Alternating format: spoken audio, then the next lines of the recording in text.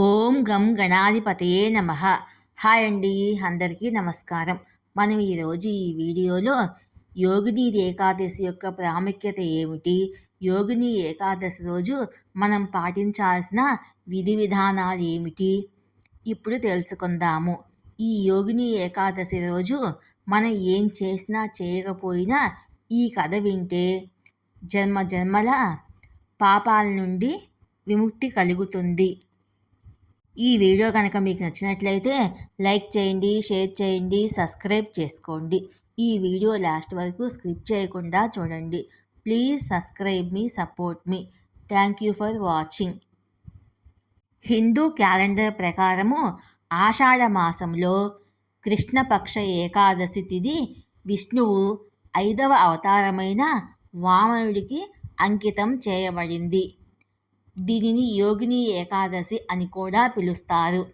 ఈ రోజున విష్ణు భక్తులు ఆచరించే వ్రతము లేదా ఉపవాసము యోగిని ఏకాదశి వ్రతము అంటారు.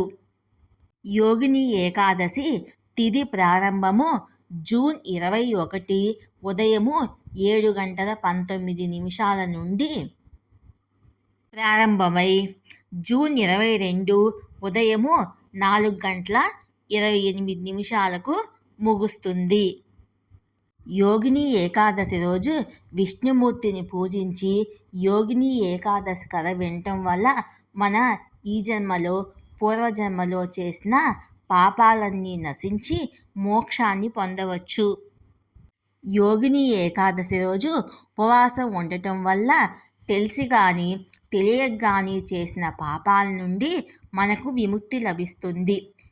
ఈ యోగిని ఏకాదశి వ్రతము ఆచరించడం వల్ల దీర్ఘకాలిక వ్యాధుల నుండి ఉపశమనం లభిస్తుంది. భగవంతుని అనుగ్రహం పొందడానికి, మోక్షాన్ని సాధించడానికి యోగిని ఏకాదశి ఉపవాసము ఒక మార్గంగా చెప్పబడుతుంది. ఈ రోజున విష్ణువుని పూజించడం వల్ల కోరిన కోరికలన్నీ నెరవేరుతాయి. అలాగే ఈ రోజున ఎవరైతే పేదలకు, బ్రాహ్మణులకు దాన ధర్మాలు చేయడము ఎంతో పుణ్యాన్ని ఇస్తుంది. హిందూ మతములో ఏకాదశి ఉపవాసాలకు ప్రత్యేక ప్రాముఖ్యత ఉంటుంది. అందులో ముఖ్యంగా జ్యేష్ఠమాసములో వచ్చే యోగిని ఏకాదశి మోక్షాన్ని పొందడానికి, పాపాలను నాశనం చేయడానికి, జీవితములో ఆనందం, శాంతిని పొందడానికి ఉత్తమమైనదిగా పరిగణించబడుతుంది. హిందూ మత గ్రంథాల ప్రకారము యోగిని ఏకాదశి రోజున ఉపవాసం చేయడం ద్వారా 88,000 మంది బ్రాహ్మణులకు ఆహారం పెట్టినంత పుణ్యం లభిస్తుంది. ఈ సంవత్సరం యోగిని ఏకాదశి శనివారంతో కలిసి రావడము చాలా విశేషము. ఈ ఏకాదశి వేళ సుమారు 102 సంవత్సరాల తర్వాత అరుదైన పారిజాత యోగం ఏర్పడింది. ఇంతటి శక్తివంతమైన ఏకాదశి రోజున కొన్ని విధి విధానాలను పాటిస్తే ఇక ఈ సంవత్సరమంతా పట్టిందల్లా బంగారమే. ఏకాదశి అంటేనే వెంకటేశ్వర స్వామికి అంకితం చేయబడింది. శనివారంతో ఏకాదశి రావడము ఇంకా విశేషము. కాబట్టి జూన్ 21 శనివారం నాడు ప్రతి ఒక్కరూ వెంకటేశ్వర స్వామిని పూజించండి. ఏకాదశి రోజున వెంకటేశ్వర స్వామిని పూజిస్తే ఇక మీ జన్మ ధన్యమైనట్లే. శ్రీ వెంకటేశ్వర స్వామి త్వరగా ప్రసన్నమై మీ కష్టాలన్నీ వెంటనే గట్టెక్కించి కోరిన కోరికలను తక్షణమే తీరుస్తాడు. కాబట్టి ఈ ఏకాదశి రోజున ఉదయాన్నే నిద్రలేచి ఇల్లంతా శుభ్రం చేసుకొని, ఇల్లు శుభ్రం చేసుకునే నీటిలో ఉప్పు కాస్త పసుపు వేసి ఇంటిని తుడుచుకోండి. ఆడవారు తలస్నానం చేసిన తర్వాత ఇంటి గుమ్మానికి పసుపు రాసి ఇంటి ముందు ముగ్గులు వేసుకోండి. తర్వాత ఇంట్లో దీపారాధన చేసుకోవాలి. యోగిని ఏకాదశి శనివారంతో కలిసి వచ్చినందున పిండి దీపాలను వెలిగిస్తే చాలా మంచిది. పిండి దీపాలంటే వెంకటేశ్వర స్వామికి చాలా ఇష్టము. ఈ రోజున ముందుగా తులసికోటకు పూజ చేసుకొని తర్వాత స్వామివారిని పూజించుకోవాలి. ఈ రోజున చేసే పూజలకు కోటి జన్మల పుణ్యఫలం లభిస్తుంది. ఏకాదశి రోజున పసుపు రంగు వస్త్రాలను ధరిస్తే మీ జాతకంలో విపరీతమైన అదృష్టం కలిసి వస్తుంది.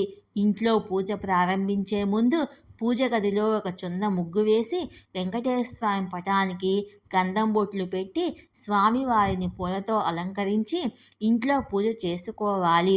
విశేషంగా ఈరోజు వెంకటేశ్వర స్వామిని తులసిమాలతో పూజించాలి. అలాగే పసుపు రంగు పుష్పాలతో దేవుణ్ణి పూజిస్తే మీ పూజకు రెట్టింపు పుణ్య ఫలితము లభిస్తుంది. విష్ణుమూర్తికి అత్యంతమైన ప్రీతికరమైన వాటిలో తులసి దళాలు ఒకటి. కాబట్టి ఈ శక్తివంతమైన ఏకాదశి రోజున స్వామివారికి తులసిమాలను సమర్పిస్తే స్వామివారు ఎంతో సంతోషించి మీ కోరికల్ని వెంటనే నెరవేరుస్తాడు. అలాగే పూజ గదిలో కొన్ని తులసి దళాలు పెట్టండి. శనివారంతో కలిసి వచ్చిన ఏకాదశి నాడు పిండి దీపాలని వెలిగిస్తే చాలా మంచిది. నువ్వుల నూనెతో కానీ ఆవు నూనెతో కానీ దీపారాజన చేసుకోండి. ఇక పూజలో నైవేద్యంగా ఒక చిన్న బెల్లం ముక్కను నివేదించండి.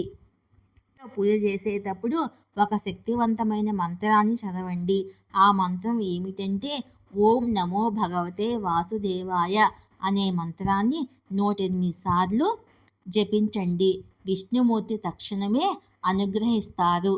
చివరిగా స్వామివారికి హారతి ఇచ్చి 3 ప్రదక్షిణలు చేసి స్వామివారికి నమస్కారం చేసుకోండి. విశేషంగా ఈ ఏకాదశి నాడు ఒక తమలపాకు పైన ఓం నమో విష్ణవే నమః అని గంధముతో రాసి మీ పూజ గదిలో పెట్టుకోండి. తద్వారా మీ ఇంటి ఆదాయము విపరీతంగా పెరుగుతుంది.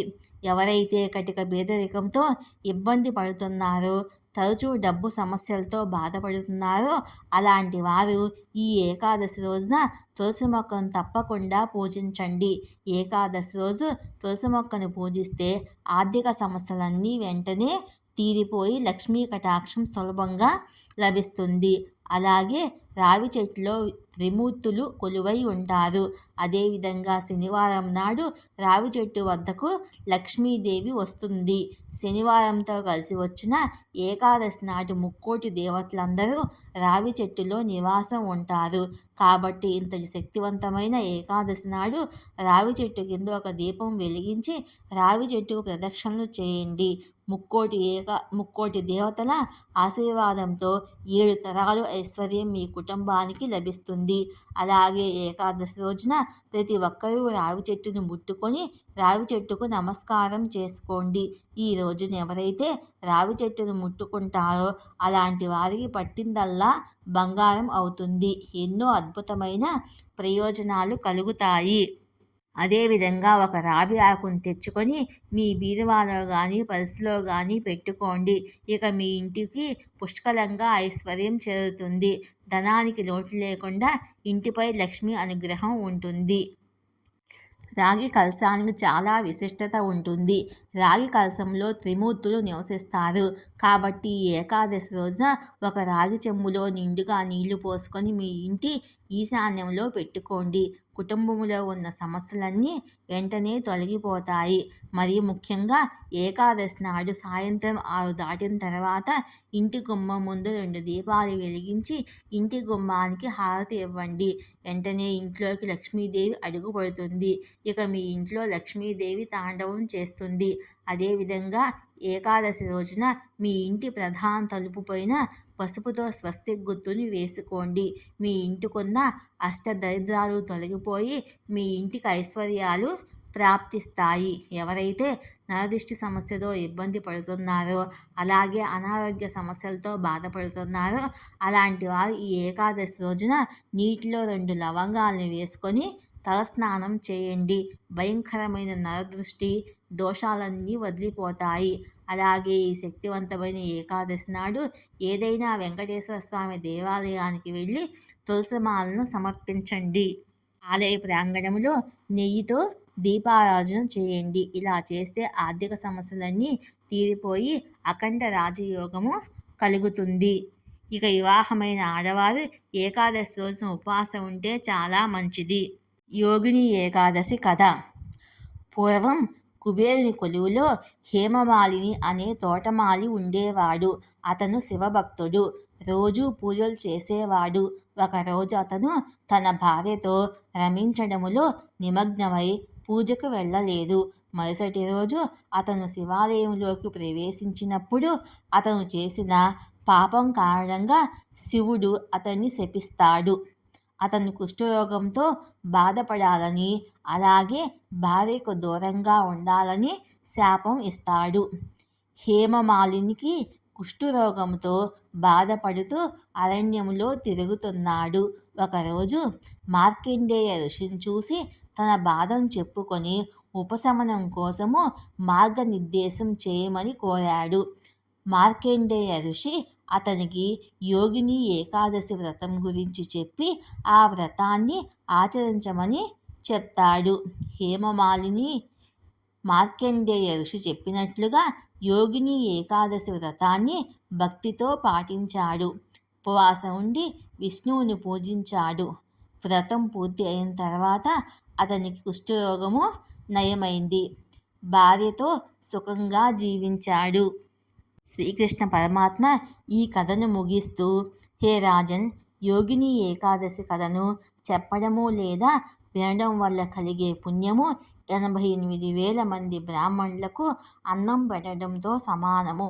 ఈ పవిత్రమైన రోజున ఉపవాసం ఉండటం వల్ల అన్ని పాపాలు నశించి చివరికి మోక్షాన్ని పొందుతారు. స్వర్గాన్ని పొందే అర్హత లభిస్తుంది.